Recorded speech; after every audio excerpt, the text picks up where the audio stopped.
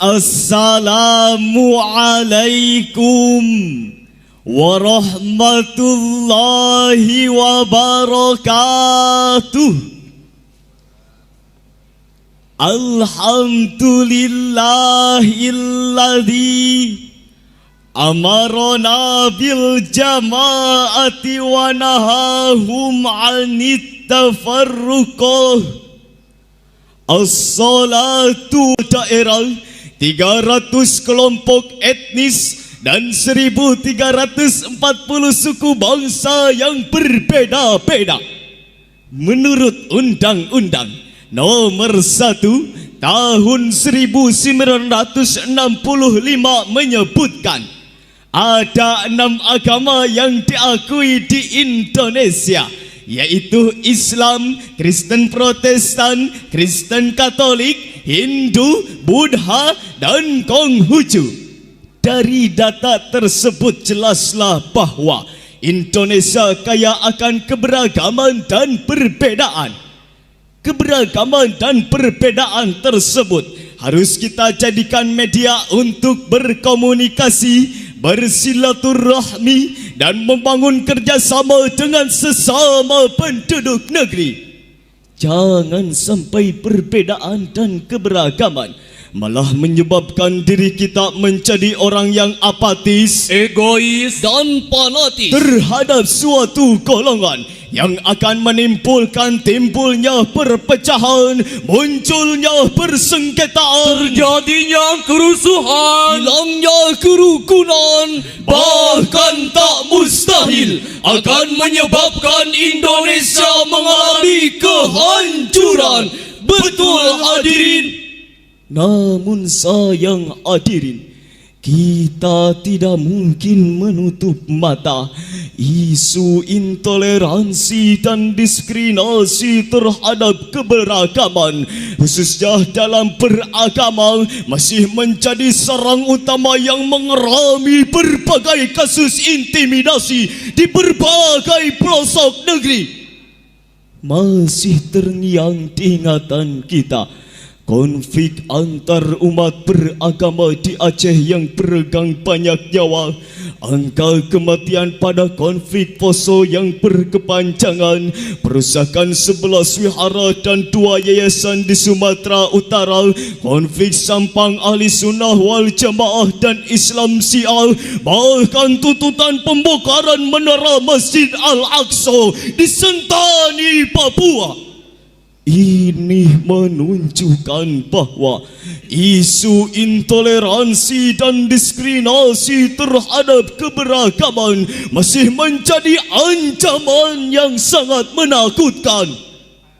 Apakah kita rela bangsa yang telah merdeka atas perjuangan para pahlawan harus hancur gara-gara mempermasalahkan perbedaan? Tentu tidak hadirin.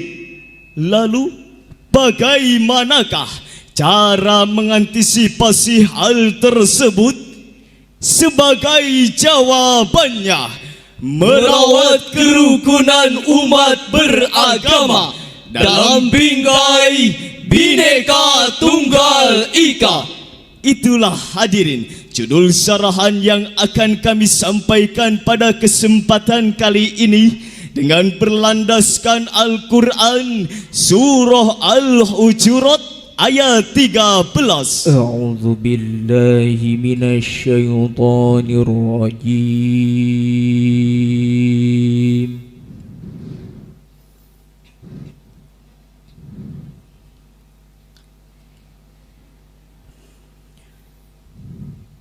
Bismillahirrahmanirrahim.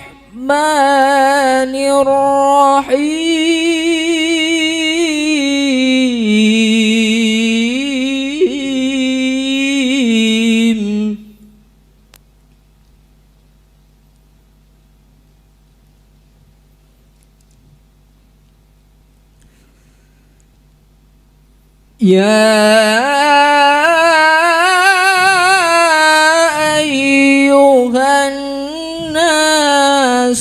inna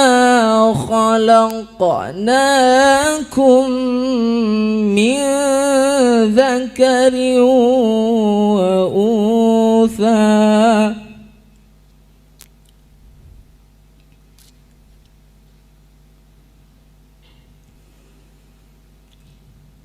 إنا خلقناكم من ذكر وأنثى وجعلناكم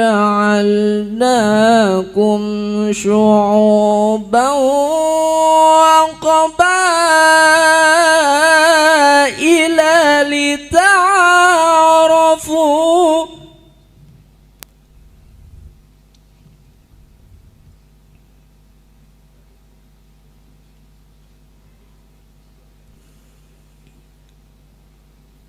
إن أكرمكم عند الله أتقاكم إن الله عليم خبير. Aku berlindung di bawah lindungan Allah dari godaan setan yang terkutuk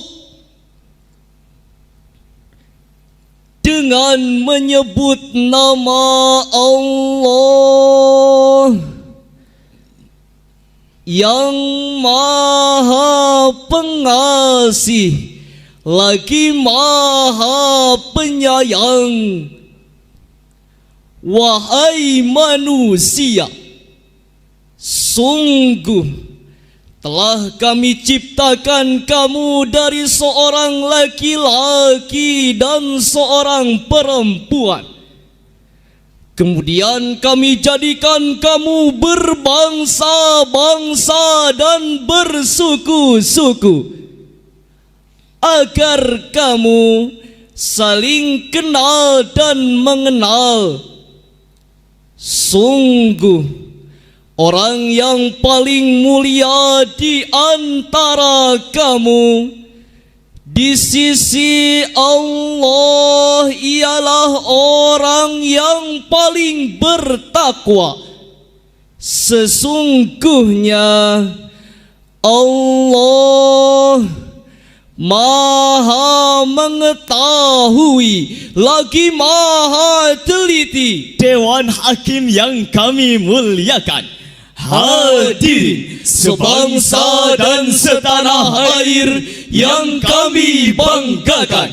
Dalam kajian ilmu balaghah, ayat tersebut merupakan kalam al-khobar, yakni informasi ilahi bahwa Allah telah menciptakan manusia dengan beraneka ragam.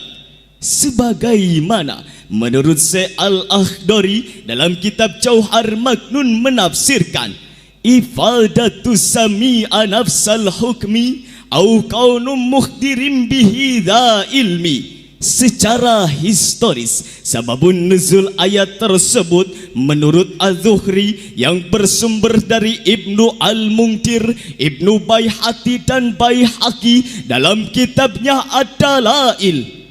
Ayat tersebut turun ketika Rasulullah sallallahu alaihi wasallam memerintahkan kepada Bani Bayadoh untuk menikahkan wanita golongannya kepada Abi Hindin. Kemudian Bani Bayadoh bertanya kepada Rasulullah, "Ya Rasulullah, haruskah kami menikahkan putri-putri kami kepada golongan kami?" Rasulullah sallallahu alaihi wasallam belum sempat menjawabnya. Kemudian turunlah Quran surah Al-Hujurat ayat 13 ini yang di dalamnya terdapat kalimat lita'arafu ay khalaqnakum kadzalika liya'rifu ba'dukum ba'dah. Allah telah menciptakan manusia dengan beraneka ragam untuk tujuan saling kenal mengenal di antara kamu semuanya. Demikianlah penafsiran Khalid Abdurrahman Al-Alki dalam Sofatul Bayan Lima'anil Quran halaman 15. Dengan demikian, untuk merawat kerukunan umat beragama, langkah pertama yang harus dilakukan adalah saling mengenal, saling berkomunikasi, saling menghargai dan saling menyayangi. Namun sayang hadirin, kita kadang pilu, bahkan malu karena masih banyak saudara-saudara kita yang tidak menghargai perbedaan. Gara-gara beda agama tidak mau bertetangga, beda rumah ibadah jadi saling ludah, Beda faham jadi saling hantam, beda pendapat jadi saling sikat. Bahkan hanya gara-gara identitas pakaian jadi saling bermusuhan. Na'udzubillahi min dzalik. Kemudian Rasulullah sallallahu alaihi wasallam bersabda, "Laisa minna man da'a ila asabiyyah, wa laisa minna man qatala ala asabiyyah, wa laisa minna man mata ala asabiyyah." Bukan termasuk umatku orang yang menyeru pada fanatisme kesukuan, dan bukan termasuk umatku orang yang berperang demi membela kesukuan, dan bukan termasuk umatku orang yang rela mati demi membela kesukuannya. Hadis riwayat Abu Daud. Lalu bagaimanakah cara merawat kerukunan umat beragama di NKRI yang berlandaskan Al-Quran? Sebagai jawabannya, mari kita renungkan Quran surah Ali Imran ayat 103. wa'tasimu bihablillahi jami'an wa la tafarraqu.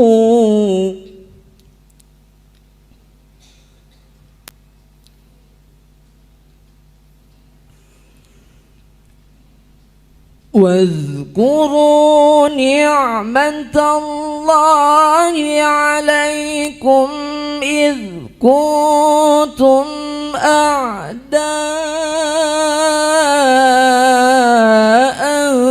فألف بين قلوبكم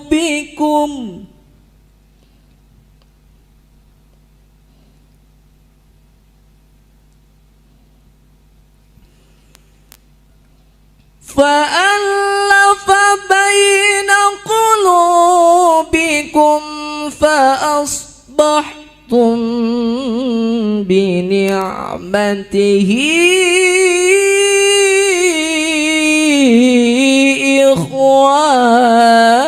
إخوانا.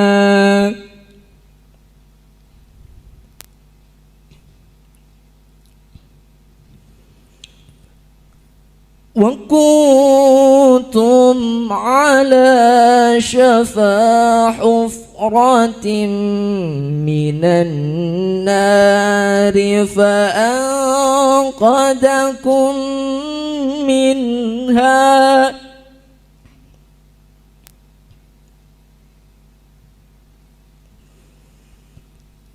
كذلك يبين الله لكم آياته لعلكم تهتدون.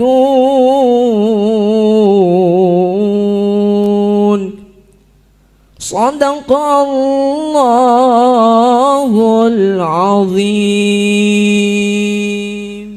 Berpegang teguhlah kamu semuanya pada tali agama Allah, dan janganlah kamu bercerai-berai, dan ingatlah nikmat Allah ketika dahulu masa jahiliyah kamu bermusuhan. Lalu Allah mempersatukan hatimu sehingga dengan karunia-Nya kamu menjadi saudara. Kemudian ketika itu kamu berada di tepi jurang neraka. Lalu Allah menyelamatkanmu dari sana. Demikianlah Allah menjelaskan ayat-ayatnya kepadamu agar kamu mendapat petunjuk. Maha benar Allah dan Maha Agung, Dewan Hakim yang arif dan bijaksana. hadirin sebangsa dan setanah air yang berbahagia. Secara maknawi, ayat tersebut merupakan kalimat fi'il amar yang mempunyai makna perintah. Kaidah usul fikih dalam kitab Mabadi Al-Awaliyah pembahasan pertama halaman ke-7 baris ke-8 dari atas, yakni al-aslu fil amri lil wujub. Pada dasarnya suatu perintah menunjukkan sebuah kewajiban. Dengan demikian wajib bagi saya, saudara, Kita semua untuk bersatu padu dan jangan berseteru. Inilah esensi dari kalimat wa'tasimu bihablillahi jami'an wa la tafarraqu. Ay amarohum bil jama'ati wa nahahum 'anit tafarruqah. Allah menyeru kita untuk bersatu padu dan jangan berseteru. Dewan Hakim yang arif dan bijaksana, hadirin sebangsa dan setanah air yang berbahagia. Lalu apa relevansinya ayat tersebut dengan kehidupan berbangsa dan bernegara? Alhamdulillah hadirin, negara kita mempunyai semboyan Bhinneka Tunggal Ika. Walaupun berbeda-beda tetapi tetap satu jua. Siapa kita? Indonesia. Siapa kita? Indonesia. Siapa kita? Indonesia. Oleh karena itu, kami menghimbau kepada seluruh masyarakat Indonesia untuk bersatu padu dan jangan berseteru. Dewan Hakim yang arif dan bijaksana, hadirin sebangsa dan setanah air yang berbahagia. Dengan demikian, syarahan ini dapat disimpulkan bahawa perbedaan dan keberagaman merupakan rahmat dari Allah yang harus kita jaga dengan penuh semangat, bersatu dan berdamai dengan sesama umat.